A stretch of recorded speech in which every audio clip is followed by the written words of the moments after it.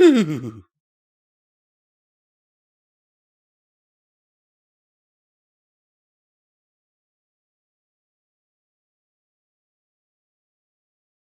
everyone and welcome back to another Pony&Wolf Productions video. My name is Visual Pony and today we are reading the story Discord's Cutie Mark story by Mockingbirb. Yes, not Mockingbird, but Mockingbirb.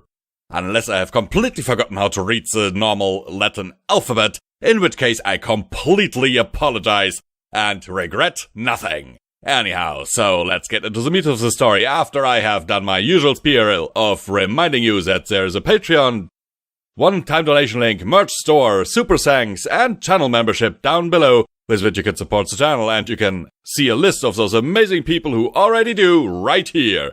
They give us a monthly food budget, and we really need that. So, don't forget, that is always an option. If you do not have the cash to support us financially, you always have the option to share, like, and subscribe, because that helps us out immensely. Liking the video is good for the YouTube algorithm, and that, in the end, is good for us. So, let's get into the meat of the story, and let's begin. May I have these 50,000 dances? The Cutie Mark Crusaders sat in the grass, talking about ways to get their cutie marks. Maybe we could try for cutie marks in bear wrestling. Apple Bloom enthused. Wouldn't that be cool? A crocodile wrestling! Scootaloo added. You could all try all the different animals one after another. I wonder... Sweetie Belle said. Bloom shrugged. You wonder what? We could ask Fluttershy if we can wrestle all her animals. But I also wonder, how did Fluttershy get her cutie mark? Bloom scratched her mane. And why those butterflies anyway? I mean, she can talk to just about every kind of animal. All the animals. And she just gets 3 butterflies? That seems kind of wimpy.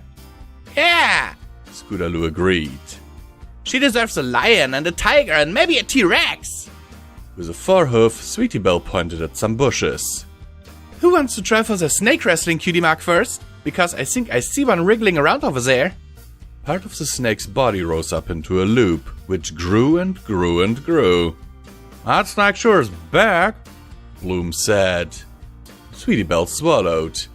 I think I want to go talk to Fluttershy now. The snake rose up even higher, exposing the part of it that was Discord's body and head. Well, just when I was about to help you 3 out too. Scootaloo frowned.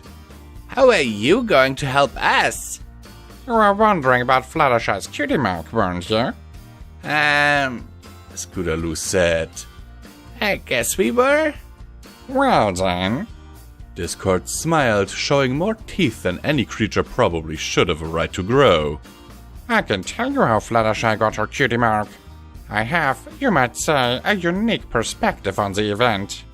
Apple Bloom said. Come on! Don't you want to know where cutie marks come from? Even if you go ask Fluttershy, and you probably will go ask her anyway, you might as well get more than one side of the story, don't you think? Sweetie Belle looked suspicious. You aren't gonna do something mean and horrible to us, are you? I promise I won't. A pinky promise. After all, aren't I reformed now? As long as I have good little ponies around me to remind me not to go back to my old ways. You 3 are good little ponies, right? You can't prove anything! Scootaloo shouted. I see. Discord's grin grew. Then how about I do you 2 favors? I don't tell any pony about anything you might have done that I can't prove anyway. And I tell you how Fluttershy got her cutie mark. And why it looks the way it does. Bloom said. Well... Sweetie scuffed the grass with one hoof. You've got yourself a deal! Scootaloo said. But if you even try one bit of evil, the deal's off! Excellent! Discord stuck out 3 arms at once to shake hoofs with all 3 fillies. You won't be sorry. Discord leaned back against a shrub. It all started when I was studying pre-modern dance. Pre-modern dance? Apple Bloom said. Do you reckon we could get a cutie mark in that? Maybe. Discord scratched his head with a talon. We can talk about that after Fluttershy's Cutie Mark story. Anyway, I was studying pre-modern dance, but I was getting bored with just dancing pony style, so I thought why not be something else? I turned into a hyena, and I did a dance that was so funny I laughed and laughed and laughed and laughed. Ain't hyenas pretty much always laughing? Bloom asked. Hush, that's not the point. Then I thought what kind of dance could I do if I was a snake? So I looped around and around, and I wriggled my body into all different kinds of shapes. If Twilight Sparkle or Cheerilee had been there, they might have asked me to teach a geometry class. Sounds like we're lucky they weren't there, muttered Scootaloo. Quiet in the back row, you. And then I thought, what if I was more than one creature? What if I turned myself into a whole lot of something that's really little? Then I could be thousands of me's, and I could do the fanciest large group dance ever.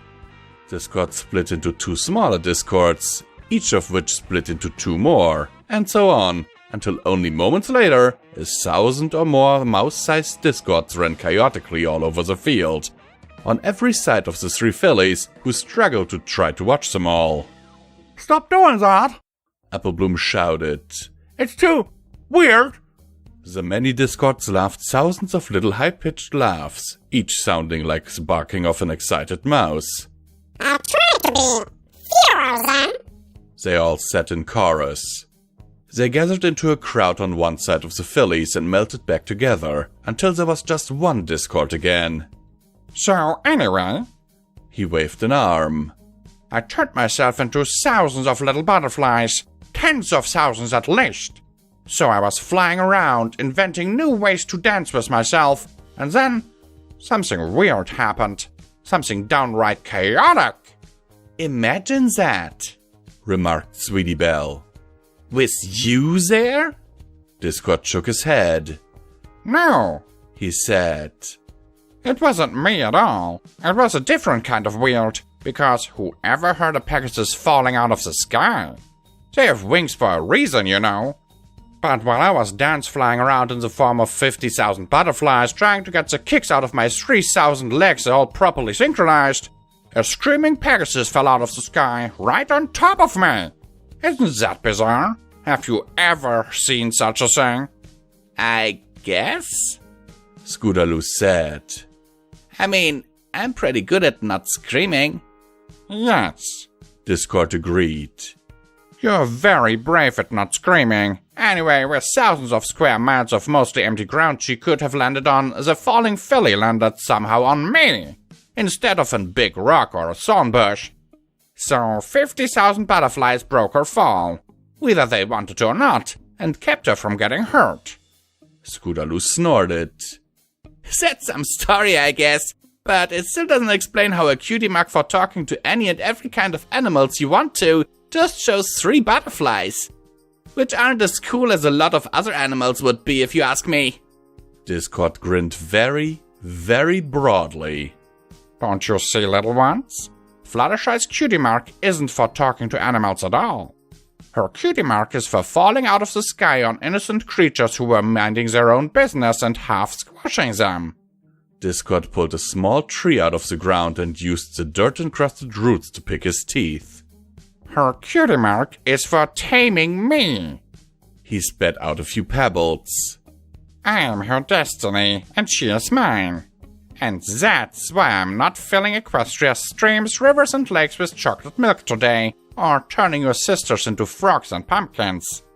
Because I know that would upset my dear Fluttershy. He spat out another pebble. If you don't believe me, why don't you go ask Fluttershy for her side of the story? Author's note. Oh, come on! You expect me to believe that?